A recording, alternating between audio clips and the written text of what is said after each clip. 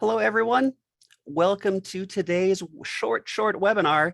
It's Funders Discuss the Award-Winning Proposals. Now, my name is Jeremy Smith, and I'm GrantStation's Director of Communications Technology, and I'll be assisting our presenter today, and that's CEO and founder Cynthia Adams of GrantStation.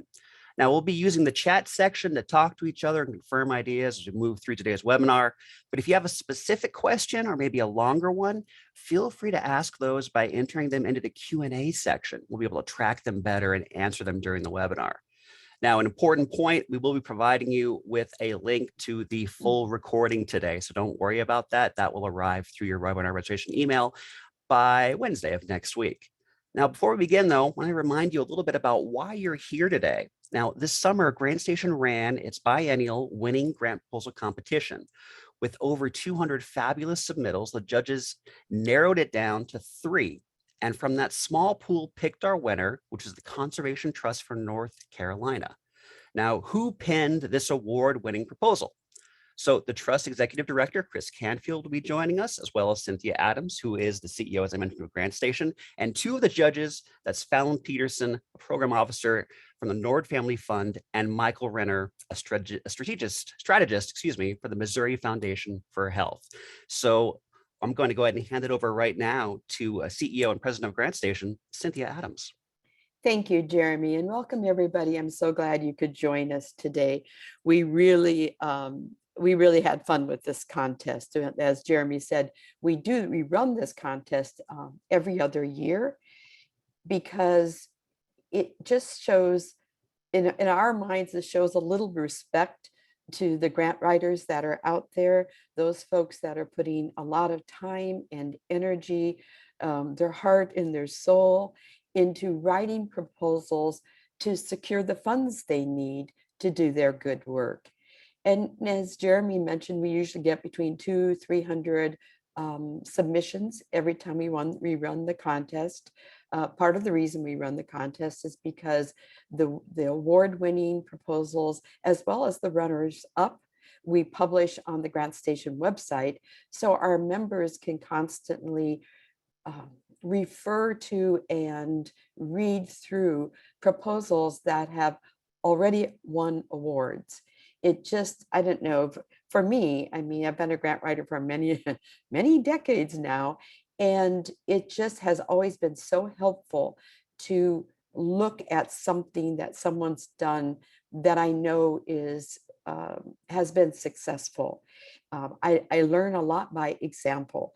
And so reading through some of these award-winning proposals has always been a great thing for me. These proposals are submitted to us anonymously. Our judges have no idea who wrote them, so it's a fairly objective contest.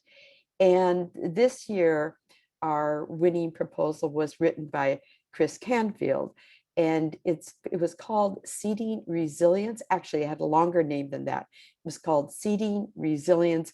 Chris, correct me if I get this wrong, but it's called Seeding Resilience through Restoration Education in Princeville, North Carolina.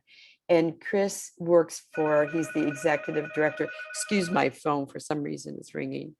I'm in a hotel room, so hopefully it'll go away. He's the executive director for the Conservation Trust for North Carolina. And the funder for this, and Chris, again, correct me if I'm wrong, but the funder for this was the National Fish and Wildlife Foundation. That correct? Correct. Okay, good. And so I want to introduce you to Chris, and I want to thank you very much for joining us today, Chris. We really appreciate your time. Thank you. I'm actually I'm very humbled and honored to be here because I've read some of the other applications and I was impressed and frankly excited by what they had written. So thank you all to the judges. Yeah, well, it was interesting, Chris, that it's interesting you bring that up because it was a struggle. I mean, we had so many good applications and really, and we've run this contest for many years now, but the applications this year, for some reason, were over the top. I mean, they were good. And we argued and talked about them a lot, but yours sort of rose to the top, like, when you're stirring a can of old paint and all that, those chips rose to the top. Your proposal definitely rose to the top. So I also want to welcome Fallon Peterson, who's with us.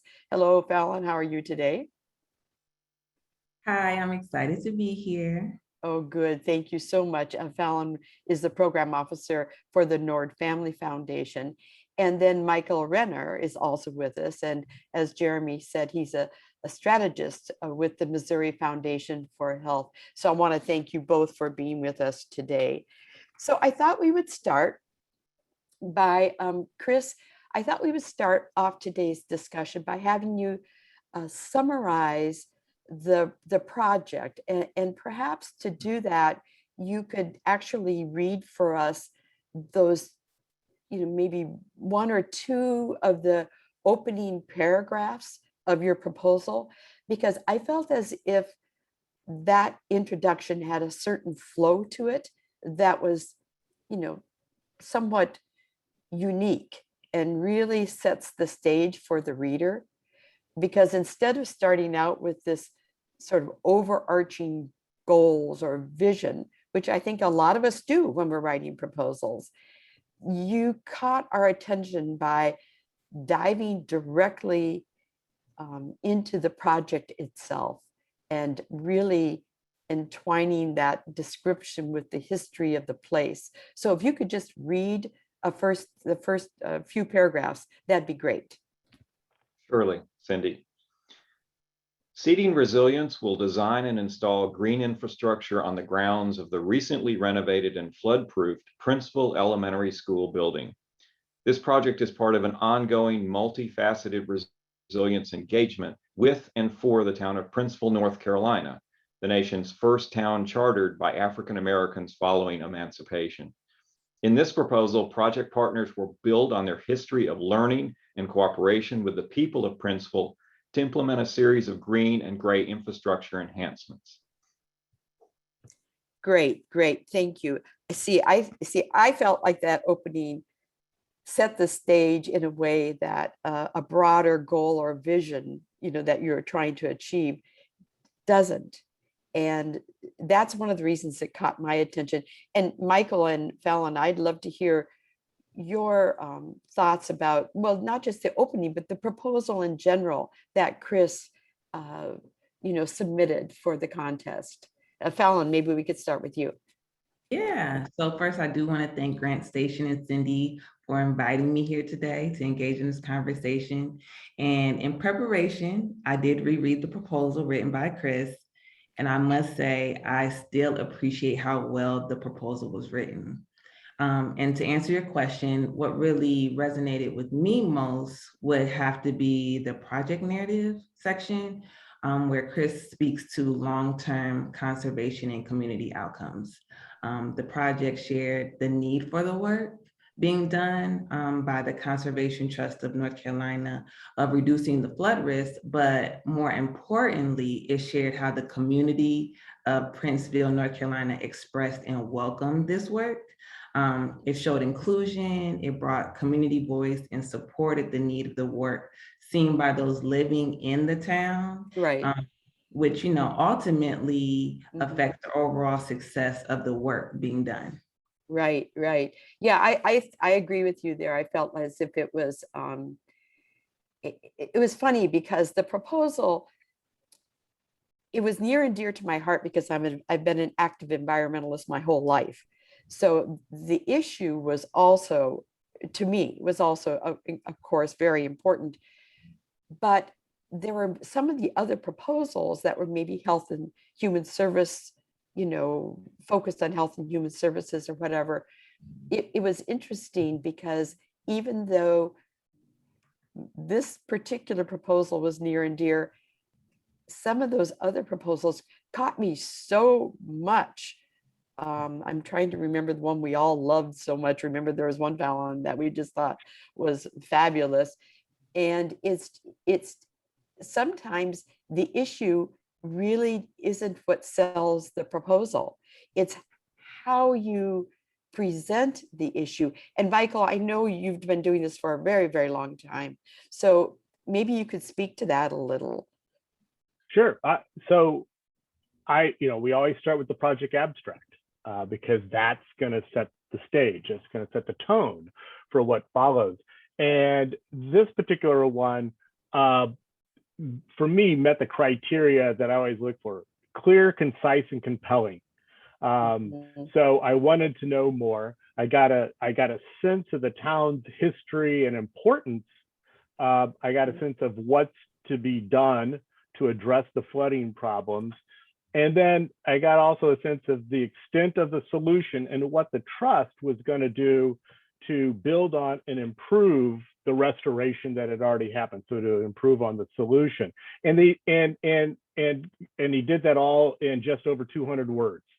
So that really fits into the clear, concise, and compelling thing that I always look for. So Michael, do you find that a lot of the proposals you review are too repetitive, that they put too much language into a proposal? I mean, do you prefer things that are? As a general, yeah, there's always too much language typically, and I've been on both sides. I've read, and I've written, and my general rule for myself as well in all of my writing is, focus more on nouns and verbs, and kind of shy away from the adjectives and superlatives unless absolutely necessary, and kind of get to the point. And I know there's lots of discussion and all sorts of workshops and training sessions on, the storytelling aspect, which is critical, but you also have to know, where does that help elevate what you're trying to do or support what you're trying to do? So that's always really key for me. I've always found that I always feel like when I write a proposal that opinion words are poison. You're telling the reader what to think. And I much prefer to sort of state the facts and let the reader form their own opinion. And hopefully that opinion will be the same as where I'm trying to take the reader. Chris, I'm curious, do you have a process that you go through when you write a proposal?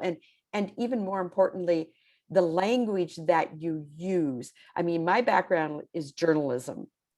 And so my approach to grant writing has always been, state the facts and let the reader draw their own opinion. So how about you? I mean, what's your background in language? What is it?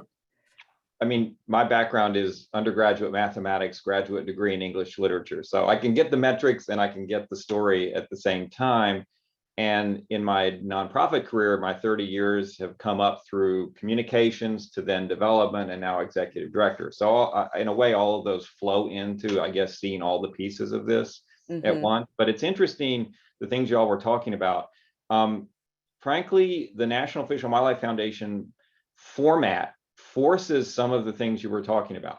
Their abstract is very concise. And what I did is I read every abstract for the last couple of years on winning proposals, and I mirrored the language, the rhythm of the language, the vocabulary, and then you get deeper into their NIFWIF protocols, and they actually ask you not to use pronouns like we will and I will and CTNC will. You talk about the project and what it will deliver and your recipients. So some of that's embedded in understanding the grant environment that you exist in. But even apart from that, and we're all facing these proposal formats where you have to go electronic, and it's all, what you want to say is then chopped up into all these little squares, and you have word and character limits. But even within that, you have to thread a story. No matter how truncated you feel it is or scattered, you have to thread a story through that. And for me, you talk about journalism, Cindy, that is my approach, is start with the headline, the lead of what you're doing, and then use the remainder of space you have to fill in details that might be interesting. You can't start from A and go to Z. You have to start from Z, your conclusions, and then backfill as you are allowed space, or even allow yourself space, because being concise is crucial. So I have a quick question for you, Chris. When you write a proposal, and I know you have a development person who also writes proposals for you, but you wrote this one. When you write a proposal, do you, and this is a really logistics kind of question, but do you work on the budget before you write the proposal or after? It's, and especially these days when you have pre-proposals and then you have a full proposal, you kind of have to do it in iterations. So I had a draft budget. You had to know you're in the ballpark. We had to know that we were within their realm of possibilities. Again, I looked at all of the numbers of how much money they had granted against our need and saw the match. But you kind of have to do it all at once. And I take whatever, like the project, I'll take each section and I will put next to it who my key advisors are to provide content or even wording. And it's a jumping back and forth all over the place. Budget is being worked on with one group, the forms you need from someone else. The narrative is primarily my baby. But even when all of that, it comes together, you still have to go back and make sure it's one voice throughout. No matter what sources you got all the information, it's still got to be one consistent voice. And that's Right. the writer. Yeah, no, I think that's key. I think that especially with writing federal proposals or any kind of government proposal, it's really, it turns out you're asking these people to do the budget and these people to get some research for you and this person to fill out some forms. But if you don't have that one voice that speaks to the project and covers everything, then you're in trouble, I think. I really do. So I feel as if the budget, and Michael and Fallon, I'd love to hear your opinions on this. I feel as if the budget needs to tell a story. That the budget, if I've never read your proposal or any proposal, the proposal at all, and I read through the budget, I should have a pretty darn good idea of what this person is going to do. I may not know the statistics about the problem or the need, but I'm going to understand basically what they're attempting to do. So Fallon and Michael, I'd love to hear from you guys. I absolutely agree. As a funder and reading proposals, I don't want to guess or assume where funding is going or what the individual is going to use with the money. So having a narrative, and I think just having a clear narrative, so there's no question, there's no assumption of where funding is going. And then also, it's also nice to see that there's sustainability for the program. So showing funding from other individuals, whether it's committed or pending, just knowing that I, as a funder, if I do grant this amount of money, will you be able to add that to other money to help fulfill what you want to do with your budget? So those together, I think, are crucial and needed all the time. Right. And Michael? Yeah, certainly most funders want to leverage their investment somehow, not necessarily be the sole funder. But the budget, I often have looked at the budget first, and then I put it together with the project abstract. So I get a sense then of, so is what they're saying they're going to do actually match what they need money to do? What costs money? So I look at, well, is this the right staff that matches what they're gonna say? Or is this subcontractor that they want? Actually, I mean, I've run across lots of proposals that there's really not much of a connection. I look at it and I go, well, this is just this kind of proposal. Like, it's programmatic, but they say they're gonna do large systems change, but I don't see that connection in the budget. Right. So making sure that the budget really reflects the narrative, whether it's the abstract or the full narrative, it just needs to be there. Yeah, and when I talk about the project abstract, that I look at that first, but I always think it should be written last. I mean, a lot of people think, well, let's write the project summary or abstract first because, that gets you thinking. But you should, that should be the easy part. I mean, actually sitting down and writing the proposal is, that should be the easy part because you've got weeks upon weeks prior to that of all the research and putting together the program planning and design of that. Yes. Yeah, I agree. I think obviously the last thing you want to write is the summary because now you know what you're going to do, right? So I have a question. We had a question that was sent to me. This person couldn't attend the webinar today. She sent me a question a couple of days ago on LinkedIn, believe it or not. And she said, would you ask this question? I said, I certainly would. So her question is the key to successful grant seeking really about funder relationships, strong grant proposal, or the project itself? So is it about the relationship with the grant maker? Is it because you've written a strong proposal, or is it really about the project? And I actually would like to hear all of your opinions on that, including you, Chris. I think it's a good question. And maybe Chris, you could start out if you have anything to add. Well, it is interesting because I, in a previous job, worked with National Fish and Wildlife Foundation and received millions of dollars from them for doing recovery along the Gulf Coast after the BP spill.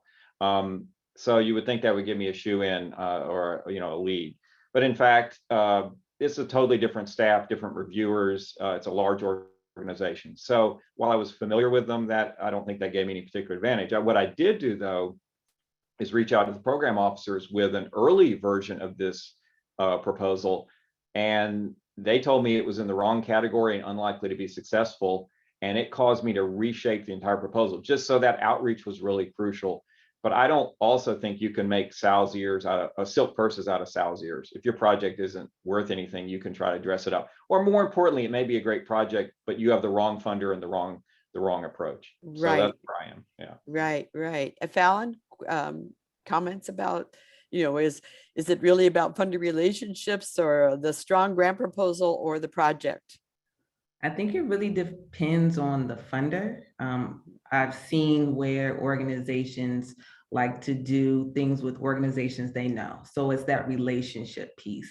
But Right. then I've also seen where it's more, you just have to know the mission of the funder. So if your mission and your project align, there should be no question why it's a good fit. So as a grant writer, or if you're writing a proposal, take that moment to, whether it's reach out like Chris mentioned before and see if there's an alignment, look at their mission, see where else they've given funds. I don't think there's one right answer, but of course you want to make sure that project aligns with the funder and then have a strong proposal. Right. Good. And Michael? Yeah, I think like every other complicated embedded question of if and or, it's probably a mix of all of that. But I always would fall to just the strong project. Again, having a funder relationship, yeah, you can call, you can get questions and stuff, but that never gets you a shoe in. I don't know, maybe in some smaller families, I don't know, but in a large independent philanthropy like ours, yeah, that's for questions only. But and you can have a well-written proposal, as we all know, right? But Right. it can still miss the mark on what are you actually going to do? What do you want to accomplish? And how are you going to do it? And how do you know what success is the common question. But do you really know that? So that's ultimately, I think, what it boils down to is, the investment of the project. Yeah. And it seems like outcomes are a big thing now, that people talk about outcomes and, what would be the outcome of this project, or how do you measure those? I mean, we used to call it evaluation, I guess, but it's a little different than that. But in truth, the outcomes really do seem to matter. But, how do you really show how you're going to measure that? Or, how do you share? Because you could say, we're going to do a survey and this is, but the outcomes seem to play a bigger and bigger role, but I'm not quite sure how you get to those. Comments, Michael, about that? Oh, yes. Do we have another do we have another hour? Because this is just a constant discussion and issue within, I think, all funding and philanthropy and nonprofit world. So, the easy answer is I always start with, know the difference between outputs and outcomes. basic program design and what you're trying to accomplish. However, our foundation has struggled with this. We have moved from, funding individual programmatic kinds of things to investing in larger system change, social determinants of health, and moving upstream on that. Well, what are those outcomes? That's a much riskier. Right. It's just more risk, and we can take that risk, but coming down to increases and decreases and numbers served, mean less and less at some point. Again, it depends on the funder and what the grant, what you're applying for, but it's more of like, what's the process and what's the community engagement on the level? What's that process? And I will say that's one thing that came really through in this proposal, is that it really kind of explained the community input process, how youth would be engaged. And I mean, and that's a key piece. Again, that's risky and it may not work out, and it may have issues down the road, but you get a sense of the thinking and the planning and the design behind it. And that's sometimes, again, it depends on what you're applying for. I mean, if you're serving X number of people and you want X type of change, sure, then you're gonna want those kind of outcomes. But it gets a little sticky. Right. Chris, in your proposal, you talk a lot about community engagement. And in fact, it was one of the pieces that I think resonated with not just our 8 funders, grant makers that were on the panel, but with the 40 people who reviewed it before it ever got to the panel.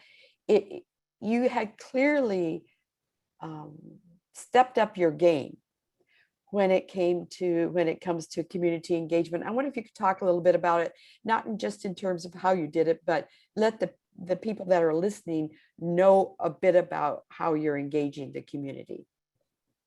Well, I first want to underscore, Michael, what you were saying, that there are metrics in this. You will see, how much water will we hold, how many trees will we plant, how linear feet of a trail.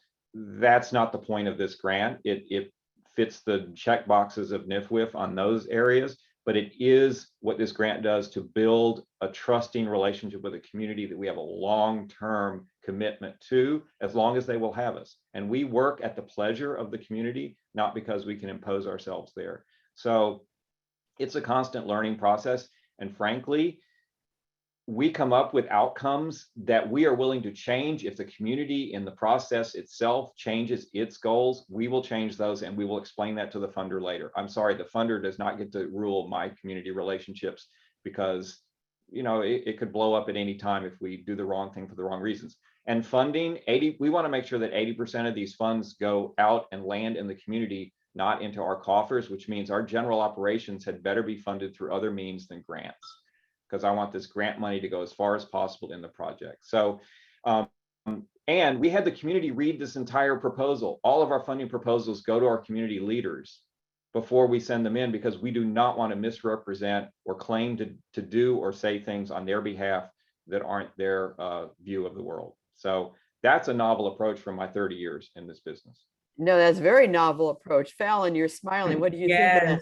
I really want to weigh in on this. And I think that I find myself wondering sometimes as a funder, is the work that the individuals are going to serve or the desired recipients of the application, do they have buy-in? And in this proposal, it was clear. There was no question. It was shown throughout the project narrative, mentioned in letters of support. So those documented pieces, as a funder, I know it is, even though there's things that can happen where the project may not succeed, but if you have the community buy-in and on the front end, not after the fact, that is going to really, as a funder, say, okay, there's likely that this project is going to succeed because it has the community's voice behind it in the beginning, not after.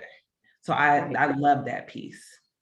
And all of that really increases the confidence of reviewers, of the funder, of the investor. It just increases the confidence that something is going to come out of this. And to go way back to Chris's original point about the actual grant format, I mean, that is one thing that I struggle with reading all these different proposals, because a lot of them are different formats Yes, and ask yes. different things. And so part of the clarity may have come from, the format that's required that sort of kind of instills that. But you still have to write it. You still have to put this stuff, these concepts into words. And, we're not making widgets. So it's a whole different ballgame. I think one aspect I really liked about this proposal was, every section has that staffing section, tell us about the people who are going to be in there. And this one really stood out because I got a really good sense of the energy and the capacity and the commitment of the key people doing the work. So, and that was based on the descriptions of the staff responsible. They all seemed like they were the right people for this work, which increases the confidence we would have in that project team. Because I think a lot of times, too often, this section focuses on credentials and qualifications rather than the capacities of people doing the work. Right. I agree. I agree with you 100%, Michael. Jeremy, do we have any questions that you think we should address at this point? We had one that came in that I think is really good, and it's kind of really topical at this very moment. Deborah asked, how far in advance, Chris, did you work on this application? Was it 17 years or 55 years? Which one? Would that it were so. We were scrambling up to the last minute, and frankly, we're in phase 2 of this same partnership, and I'm looking at writing new proposals that are due by November 14th. So I got a month to figure out the plan and the budget and the approach. But I think what underpins this is that before we made this proposal, we got some early investors, an energy company and a major funder, Z. Smith Reynolds Foundation in North Carolina, to help us do a planning process with the community with a trusted planner that they had worked with before. And so when you see us allude to a flood print in this proposal, that was a year's worth of work to build a relationship with the community around what we wanted to do together that they had buy-in to. So once that is established, then it's really a matter of peeling off the pieces of it that are ready to go next and what the community wants to see next, and then refining the details of that. So yeah, there's a lot here that isn't seen in the actual proposal. I'm very curious because I really feel as if not enough grant seekers go after that planning money. And there is planning money out there to be had. And I think we often have a concept. We may even have a little plan we've come up with, a pretty good plan we've come up with. But if we went out as grant seekers, if we went after planning dollars and really invested into creating a solid plan like you did, then I think, and Michael, I think you would jump on this and quickly, is that when you have a solid project plan, it's much more likely to get funded.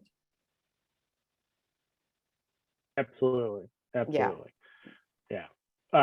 And there's one question I just wondered that I think is just so right on about community buy-in. It's so important.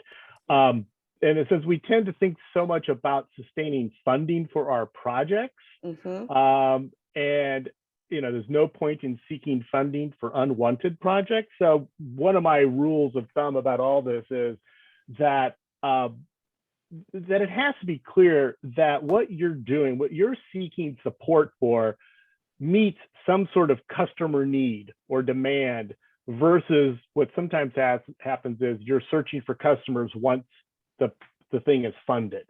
And I've seen that lots of times too. So it's meeting it's basic marketing. You're meeting some sort of customer need or demand, as opposed to searching for customers or participants or whatever for once something is funded. And it has to be a well-defined need that's supported by local or agency data. I see a lot of stuff that, national statistics, but I don't know how that connects locally. So to me, that tells me really nothing, except, it can help support if you have that local. And that just shows, how well does an organization know its community, engage in its community, knows those issues. Right. And that was a great question. That was a great point they made. Yeah, I think so too.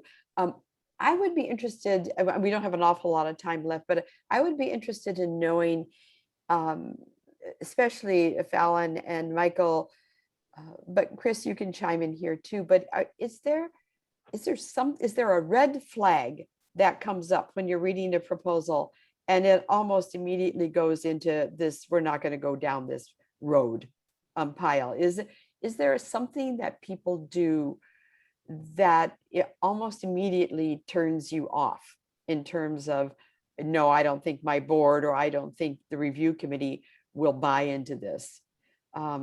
So any red flags that you feel people should be aware of, when they're going down that road?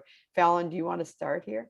Yeah, I think for speaking from my foundation is if a program is coming and their mission isn't aligned with who they truly are. So sometimes people try to fit into the funder's mission as opposed to fitting into their personal mission. So, oh, you give money in this area, let me try to create a program so I can start that connection and get money for that. But that's not truly what the work that you do. And you can see that in the application. Sometimes it is a pilot project, but if it's not a pilot project with a true mission of that original organization, it's like a reach to just trying to get funding from that program, that's a red flag for sure. Right. It's sort of that, yeah, your mission has to align with the mission of the funder. And we talk about that a lot in GrantStation. We have sort of primary and secondary research that we encourage people to go through. And the primary research is identifying a group of funders that might fit. But the secondary research is really looking at the language that the grant maker uses, the projects they've funded in the past, and obviously their mission and what, the objectives they're trying to achieve in the next year. Oftentimes that information is in the report, the annual report of the grant maker. The CEO's or the president's message will oftentimes talk about what they're really trying to achieve. Do you agree with that? Definitely. Or sometimes, if you're not sure, that call or a connection or a reach out or just looking at past funding areas and see if there's an alignment, that can kind of alleviate even going down that hole, like you said, for on their side. Right. So definitely doing your due diligence in the beginning is very helpful. Right. And individuals.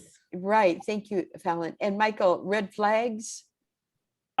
Several red flags, and one again is the mission. So, who are you applying to? So for us, it's a philanthropy, and we invest in change and systems level. And if I read something that's more of that charitable giving to meet individual needs, immediate needs at a time, so that's a red flag, especially then if it's couched in that systems level. Well, we all do systems work. Right. And so that, and then also if I have to read it quite a few times to see exactly what do you want to do, what is the quote project, what is the quote success that you want, what do you want to change? If I have to really dig for that and read it through a couple of times and have questions, and that's a red flag. And that could be for all sorts of different reasons. It's right. just complicated to put that stuff into words. It's not well formed yet, the actual design or the plan or whatever, those sort of things. And that's where you have conversations later. Right. I agree. Hey, Chris, I'm wondering if when you wrote the proposal, did it just sort of flow for you because you already had that plan in place? I mean, did it feel like there was a flow to it, or did you have to struggle with it? It certainly went better because we had the plan in place and we had a trusted set of partners that we already knew we could count on to deliver. But frankly, writing this proposal forced me to understand what we were doing better, which I think is the sign of a good effort, that I came out of this process understanding my own work better. Right. By forcing myself to be clear, concise, and mission driven.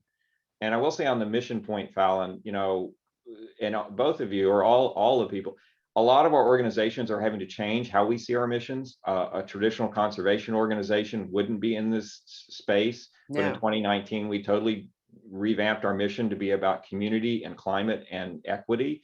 And so that's up front now, and we're growing in this. So I'm also hoping funders will relook at how they categorize things so that environment isn't segregated from, social change and other issues. And that's interesting. And I'd like to hear both from Fallon and Michael on this. Do you see the funders that you're working, your foundation, do you see them sort of adjusting or rethinking their mission, or are they pretty locked in?